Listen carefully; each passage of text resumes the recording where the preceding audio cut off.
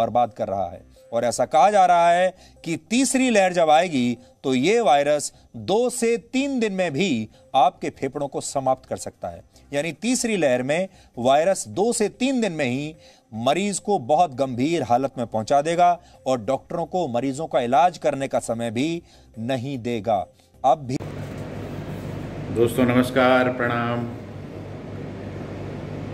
जैसा कि कोरोना काल में हम बहुत बुरी तरह से प्रभावित हैं इस दूसरी वेव से, और अब ये भी पता नहीं है कि दूसरी वेव कितने पीक तक जाएगी और कब उतरेगी। टीवी चैनलों से, व्हाट्सएप से, डिजिटल मीडिया से कि इसकी एक तीसरी भयंकर खतरनाक लहर भी आएगी जो काफ़ी डेंजरस है, खासकर युवा और बच्चों के लिए। इस समय जब पूरा देश, आप सब ये इंतजार कर रहे हैं कि कोरोना वायरस की ये जो दूसरी लहर चल रही है, इसका पीक कब आएगा, कब इसमें ढलान आएगी, तब इस महामारी की तीसरी लहर भी दरवाजे पर आकर दस्तक दे रही है। यानी लोग दूसरी लहर के पीक का इंतजार करते रह गए और वायरस की तीसरी लहर का संकट भी अब देश के सामने आकर खड़ा हो गया है। आज केंद्रीय स्वास्थ्य मंत्रालय ने यह जानकारी दी है, सरकार ने यह जानकारी दी है कि जिस तरह से देश में संक्रमण फैल रहा है उससे यह स्पष्ट है कि इस वायरस की तीसरी लहर का आना भी निश्चित है। यह लहर कब आएगी, कितने समय के लिए आएगी, इसके बारे में अभी पूर्वानुमान नहीं लगाया जा सकता। आप तो जानते हैं कोरोना वायरस सबको हैरान कर रहा है। जब हमने यह सोच लिया था कि यह हमारे देश से जा चुका है, हम विजयी हो चुके हैं, तब दूसरी लहर आई। और अब दूसरी लहर का जब हम इंतजार कर रहे थे कि इसकी पीक कब आएगी, अब तीसरी लहर के अनुमान लगाए जा रहे हैं। लेकिन आपको तीसरी लहर के लिए अभी से तैयार हो जाना चाहिए। ऐसा मत कीजिएगा जैसा आपने दूसरी लहर के साथ किया। दूसरी लहर जब आई तो आप में से कोई भी तैयार नहीं था, इसलिए अब तीसरी लहर के लिए कम से कम तैयारी करके रखिए। A phase 3 is inevitable given the high levels of circulating virus, but it's not clear on what time scale this phase 3 will occur. Hopefully incrementally, but we should prepare for new waves. Previous infections and vaccines will cause adaptive pressure on the virus for new kinds of changes which try to escape it. And therefore we should be prepared by scientifically to take care of that. So B117, other variants like 617 are accumulating changes which show excellent vaccines, on which vaccines show excellent efficacy, but ongoing surveillance is needed and vaccine updates as we go ahead with new kinds of variants are inevitable. आगे बढ़ने से पहले तो हम आपको यह बताना चाहेंगे कि आपने यहां देखा जो प्रिंसिपल साइंटिफिक एडवाइजर हैं भारत सरकार के, जिनके जो अभी बता रहे थे तीसरी लहर के बारे में, उन्होंने एक नहीं 2-2 मास्क पहने हुए हैं। आप देखिए ध्यान से, मैं फिर से आपको वो तस्वीरें दिखाता हूं। एक नहीं 2-2 मास्क उन्होंने पहने हुए हैं। इसलिए एक तो बात आप ये समझ लीजिए कि अब एक मास्क से आपका काम नहीं चलने वाला, अब आपको 2 मास्क पहनने होंगे। कोरोना वायरस की तीसरी लहर क्यों आ सकती है, इसके कुछ कारण हैं।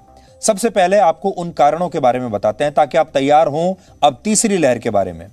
इस समय भारत में कोरोना वायरस के कई वेरिएंट्स एक्टिव हैं और ये वेरिएंट्स अलग अलग राज्यों में और अलग अलग क्षेत्रों में संक्रमण फैला रहे हैं। इनमें सबसे ज्यादा खतरनाक है डबल म्यूटेंट वायरस, जिसे वैज्ञानिकों ने B.1.617 का नाम दिया है और यह वेरिएंट भारत में ही बना है। यह मेड इन इंडिया वेरिएंट है।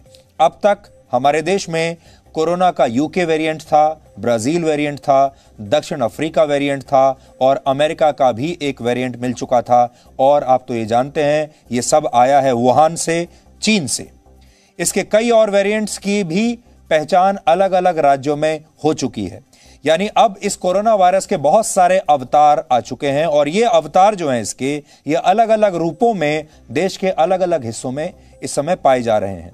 इनमें जो वेरिएंट सबसे ज्यादा चर्चा में है उसे लोग आंध्र प्रदेश वेरिएंट कहकर बुला रहे हैं आजकल। हालांकि ये वेरिएंट अभी कुछ ही इलाकों में सीमित है, लेकिन ये है बहुत खतरनाक और इससे आप बचकर रहिएगा।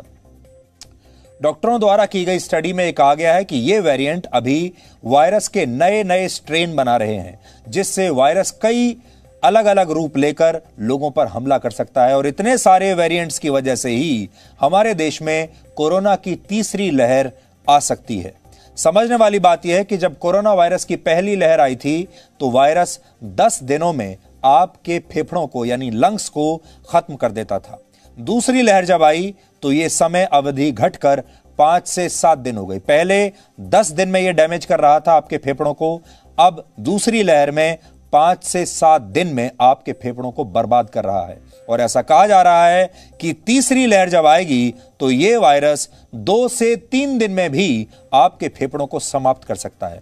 यानी तीसरी लहर में वायरस 2 से 3 दिन में ही मरीज को बहुत गंभीर हालत में पहुंचा देगा और डॉक्टरों को मरीजों का इलाज करने का समय भी नहीं देगा।